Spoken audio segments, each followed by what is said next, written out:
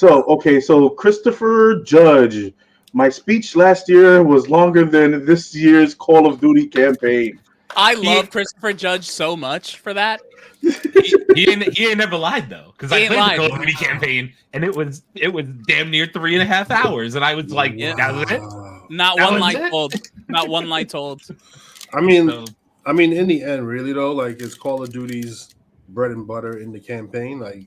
Not anymore. No, everything's in the Warzone. Yeah, so like would it really matter if the campaign was like hours long? Like, nobody really wants to play it. Like, how many people really go through and play it?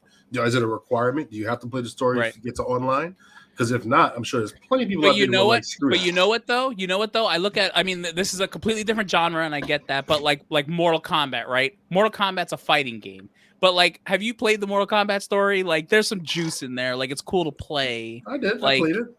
Right, but that's what I'm saying. There's not enough juice. I haven't even played the campaign. I played like maybe 1 or 2 of the Call of Duty campaigns, but I know that like if I were to compare story to stories, yeah, go ahead, Aaron, have fun. I was gonna say, does anybody mind if I go on a mini tangent here? I would love a tangent. So people will love this. Okay, I'm just gonna give everybody a full disclosure here because we're talking about Call of Duty. Call of Duty Modern Warfare 3, I am about, 20-something hours in at this point. Maybe 30 at this point. I haven't checked recently. Game hasn't been out that long. I'm already like 20 or 30 hours in. So I've been playing.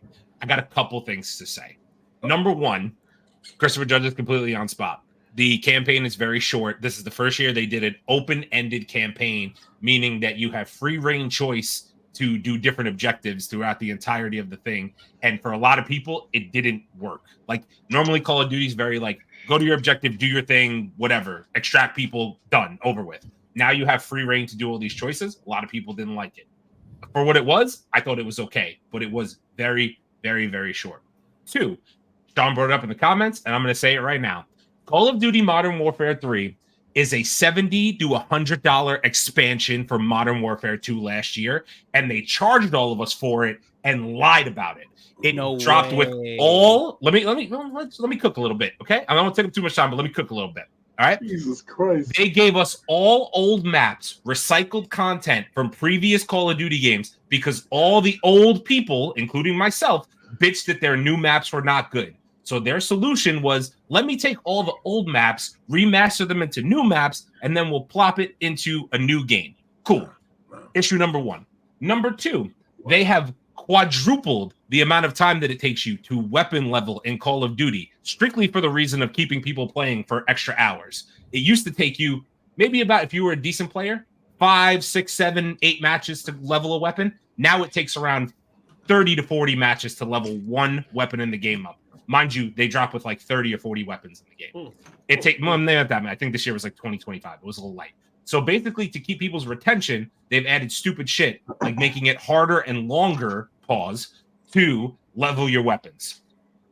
Third of all, everything about the new Warzone sucks. I played like 3 times and it's terrible. They took a simple thing from 2019 when people were in COVID that was great, brought people together, brought me, my brothers, my friend Alex, brought all of us together during a time where everybody was depressed and, a lot of shit going on, COVID, pandemic. And they made it so convoluted that now the only people that play are these stupid little bitch streamers that have no other fucking time on their hands other than to play this freaking game. And now when you play the game as a casual person, all you do is get toasted by a little 18 to 20-year-old who's snorting G Fuel off of his fucking desk and is jumping around like a crazy person, and you have no chance. So those are my complaints. You've made the game not fun for your casual fan, and I hope that Activision Studios burns in hell for making us all pay $70 to $100 for this bullshit game that I'm still going to play because I'm addicted and I like it for some twisted stick reason. Right? Oh, you just did the same thing every Call of Duty player does. You just went on your rant and then you said, and you know what? I'm still going to play this shit. Of course. I'm an asshole. Of course. You know why? Because I invested 30 hours and now I want to keep playing, right? But the issue is you have completely given me the middle finger while simultaneously making me play, which is the equivalent of being in a relationship where you love the person, but they hit you in the head with a fucking frying pan every chance they get. Right. Thank you, Call of Duty, for making me crazy. You fuckos. Right. As the Hispanic white man in the group, is that light skin things? Was that a whole light skin? That was a whole light skin things conversation. Correct. Anyway, I'm off my soapbox. Fuck you, Call of Duty. I'll be playing tonight at midnight after the podcast is over. We just gonna show that right there. That works. That works right there. We show it again. Tell them why you mad. Tell them why you mad. I just did. No I just doubt. did. I hope the head of Activision steps on every Lego in the box on his way to the fucking bathroom in the morning. Get him, Aaron. God damn, man. And last but not least, Captain Lightskin. Facts. It's like Drake, and then like I'm like right here. You right there? Right.